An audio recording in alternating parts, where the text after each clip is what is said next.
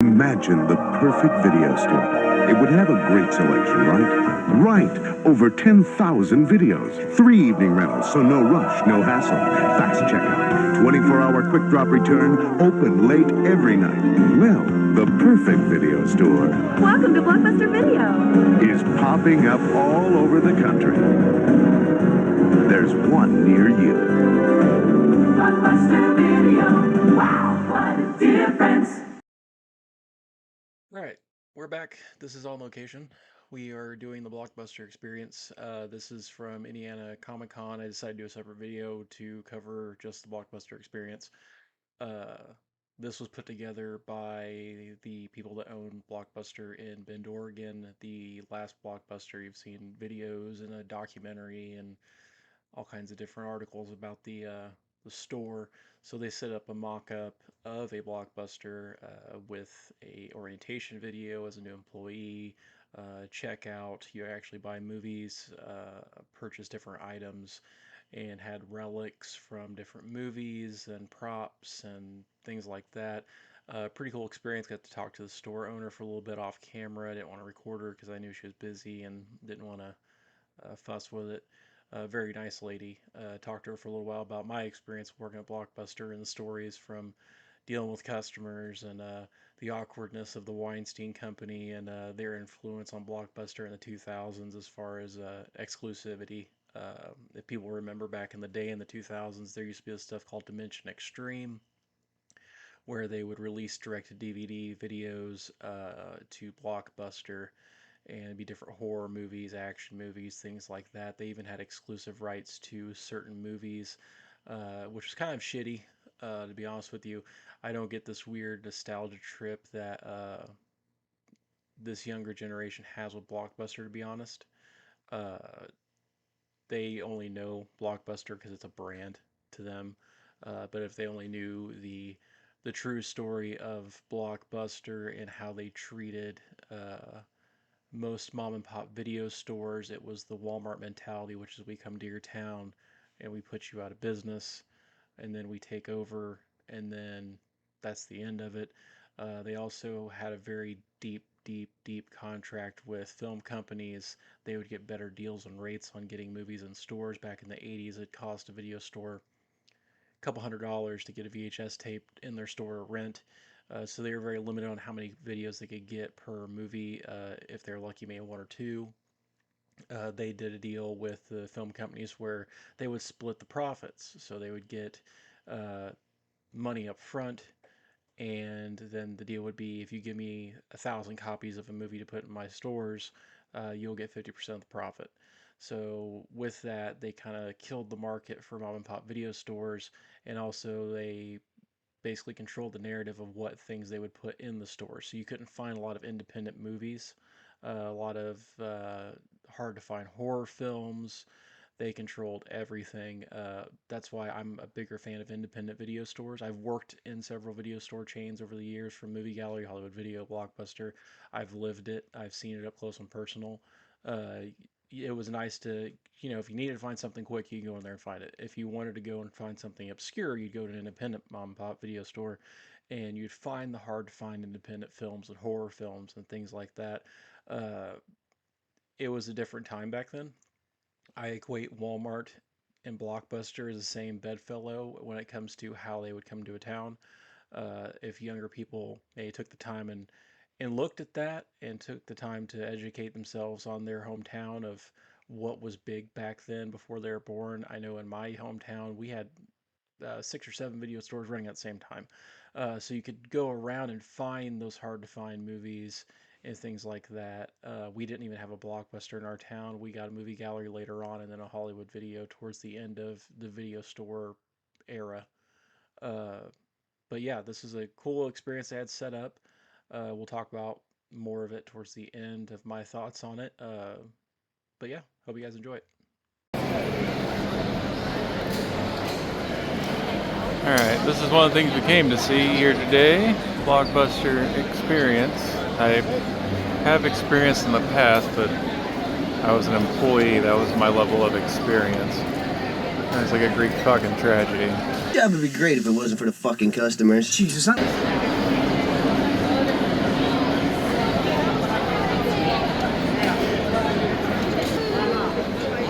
How's it going? I'm Sandy Harding, and I'm the general manager of the last Blockbuster located in beautiful Bend, Oregon. I'd like to welcome all of you as our newest members of our Blockbuster team and introduce you to our store. As you wander through, you'll notice that we've collected a lot of nostalgia from all over the United States. We have a beautiful countertop from Georgia. We have an original reader board sign that is kind of like a time capsule from an abandoned store in Kentucky, as well as a huge Blockbuster sign from a barn that we rescued in Alabama. It is our hope that as I pull back these curtains and you walk through the aisles, you have an opportunity to take a step back in time and remember browsing through looking for your favorite movie out of the thousands that we've collected from all over the United States. So step in, enjoy, and Well, I got some memorabilia in here. That's kind of cool. Oh wow, I have the jumpsuit from Shocker, Horace Pinker. That movie is not good. Ric Flair's robe.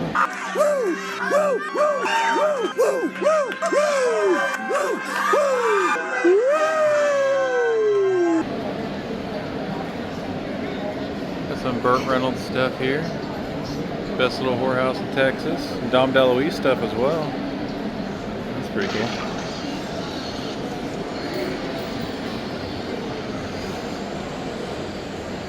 Oh, well, you actually can buy movies in here. That's crazy. God, I remember having to take these shelving racks down and hang them. Get my fingers cut open. That was a good fucking time. Just waiting for somebody to walk up and ask me where the newest Steven Seagal movie is. Jesus Christ.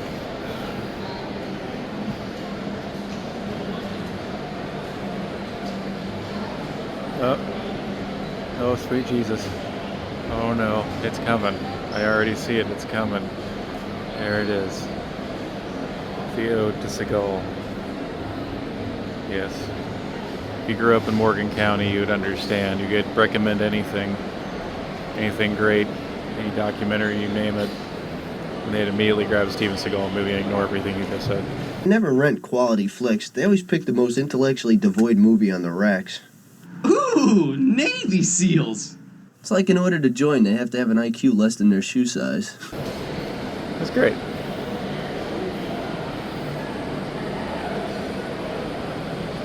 Yeah. Everyone has a Blockbuster story. I have many. That'll be a video we'll cover somewhere down the road. I'm actually old enough that I worked in the video stores. We still have VHS, and we got ready to do the transfer and getting yelled at by rednecks because they didn't want to buy DVDs. It's a good time. I got a hot dog. Would you want a sandwich on your backside?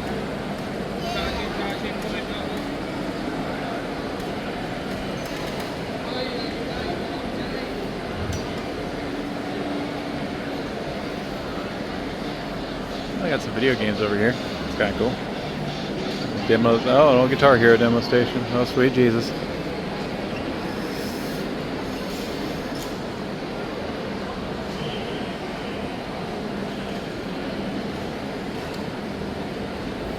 Look out in the way of horror movies. Yeah. Old direct-to-DVD Days of the Dead. That was a pretty awful movie.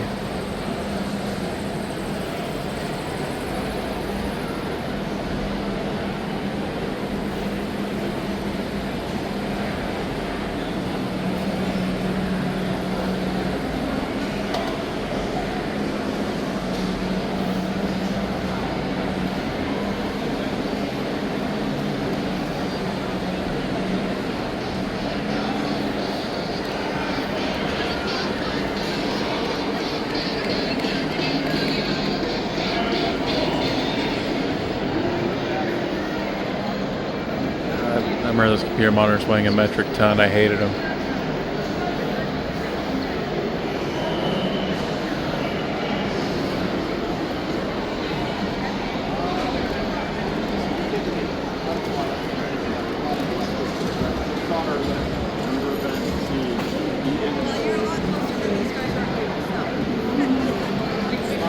Good.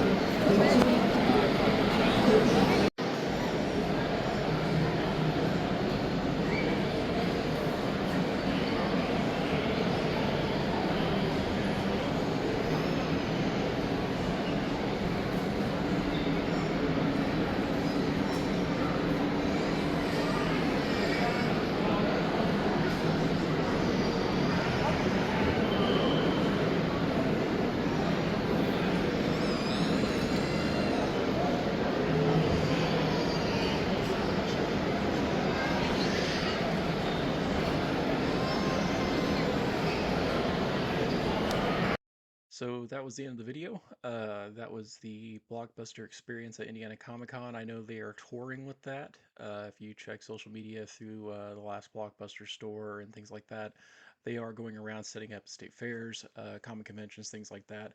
It was $10 to get in. It was separate ticket from the actual convention itself.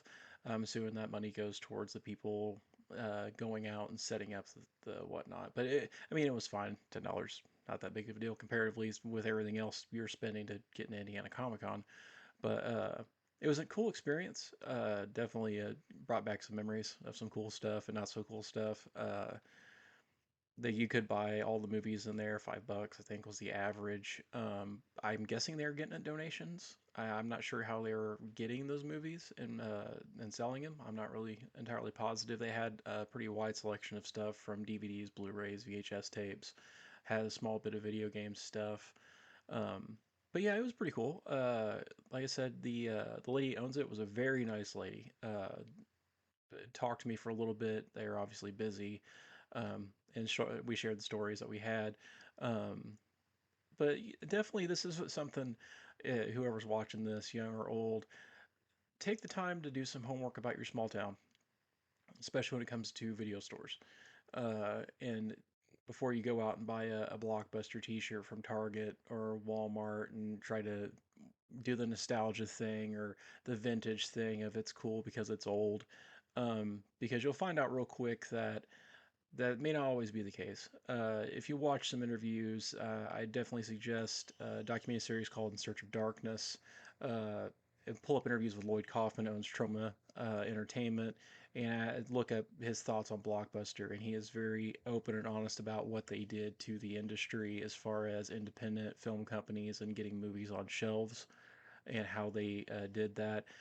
As an employee, it wasn't the greatest place to work. They put you through the same. You hear the stories of employees at GameStop dealing with, oh, we have a quota we have to meet, sell memberships or sell magazines or sell pre-orders, or you're going to get written up if you don't hit your quota. And yes, those are all real things because I did work at GameStop at one point. Blockbuster was very much the same way. You had to sell magazines, you had to sell candy, you had to sell popcorn, you had to sell memberships, you had to sell all these things and make a quota, or there was hell to pay. They would, if you got bad surveys off the receipts, and it could be for extremely petty crap, as simple as they wouldn't let me use the restroom in there when there was no public restrooms. Uh, just stupid stuff. It wasn't a great place to work, I'll be honest. I was there at till 2008. I was there when they didn't buy Netflix. I was there when they tried to completely change their entire business model, and it backfired miserably. Um, it's cool that yes, there is a Blockbuster still left around out there. I mean, that's cool. I mean, it's neat. I will say independent franchise Blockbusters were ran differently, and that's what the one in Oregon is compared to a corporate store. I worked at a corporate store, so they had a little more freedoms to do things their way within reason. Blockbuster obviously had rules with franchisees, but it was interesting back then to be in one. If you remember going into them and shopping in them, compared to, like I said, a small video store, um, Blockbuster handled things differently. They tried to present themselves as a family friendly store. Not entirely true. Um, I honestly remember one of the funniest stories, and that people can do their homework on this, is that I got my ass chewed by a customer for only having, I believe it was like two or three copies of High School the Musical, might have been number two. This was 2007 or 8 towards the end. Shortly after, I think, again, the Dimension Extreme stuff with the Weinsteins was coming out. They'd put out the Halloween remake by Rob Zombie, which was exclusive to Blockbuster. Same with the Grindhouse films Planet Terror and Death Proof. And I got my ass chewed by a customer because we didn't support family movies. And I told him, listen, we don't have control. We're a corporate store. Um, we get shipments from Texas. They come, and what's in the box is in the box. We have no control over what they send us. So if they send me 3 copies of a Disney movie and send me 100 copies of a horror movie, that's what I get, and that's my options. Then I enlightened him. So for the people who want to do their homework, Dimension Miramax, both owned by the Weinstein Company. They were distributed by Buena Vista Entertainment. That was their distribution company, distributed all their films going back to their inception. Buena Vista Entertainment is owned by Disney. So the company that he was getting after my ass about not having enough presentation in the store was also the same company that was distributing the movies that he was mad about. And then I proceeded to tell him that Buena Vista Entertainment established themselves many years ago by producing, or not producing, distributing porn. That's what they did. They distributed porn in the 70s into the 80s before they created and got in lock with Disney, and then Buena Vista Entertainment is Disney. So the company that distributes your Disney movies got their start by distributing porn. If you don't believe me, look it up. It's very much a real thing. Also, Buena Vista is so established. I mean, if anybody's been to Disney World, Buena Vista Boulevard is the main artery that drives you into Disney World in Orlando, Florida. Buena Vista Entertainment, obviously, do the math. But yeah, I tell people when I talk to them when it comes to video stores, and I have young people, even relatives, talk to me about video stores because I've worked it and dealt with it. Look it up. Like, there's some interesting, cool stories, and old vintage video stores are privately owned and operated, and they're still out there. There's still some privately owned video stores across the country. There's one nestled in Bloomington, Indiana. It used to be called Plan 9 Video. Now it's called Vulture Video. A very small place down in Bloomington, old school video store, really cool. Go to, they have collector shows for people that want to collect vintage, laserdisc, VHS, Betamax, even DVD is starting to become a dying thing. Target's killing it off, Walmart slowly killing it off. Best Buy did it years ago. Physical media is becoming a harder thing to purchase unless you buy it through things like Amazon or private companies like Shout Factory, Arrow Video, Vinegar Syndrome, Synapse, etc. They're all over the place. You can look them up, try to find those movies if they've been restored. And I definitely say support physical media in general. If you're a fan of that stuff, I am. Look behind me. That's just the tip of the iceberg as far as my physical media between vinyl and everything else. Go out and support a local shop or these small time distributors that are out there putting out these movies and restoring them. Um, but look up. I mean, here in my area, we had Mr. Video, we had Video One, we had all these small time video stores that you could go to and shop around and check stuff out. I still remember like the smell of those places. You could tell back then the workers smoked in there. You get the smell of popcorn and old plastic from the videotapes and nicotine. But yeah, that's my memory as a kid going in there and going around the video store, going in the kids section, being too scared to go down the horror section. Like I had to get to the kids section of the video games to get to that stuff. I had to walk past the horror, so I'd sprint down the aisle past the videotapes real fast to get down to the Nintendo section to grab a Nintendo game. Um, but that's my memories from that type of stuff. Um, but yeah, I hope you guys enjoyed the video. I'll have another video up here shortly for Squared Circle Expo, which is a pro wrestling convention held in Indianapolis. It was the fifth one they did this year. I just actually went to it, just got back from it. Um, Definitely have some thoughts on it. If you're a pro wrestling fan, check it out. Um, but yeah, that's it for me. I hope you guys enjoyed the show, and thanks.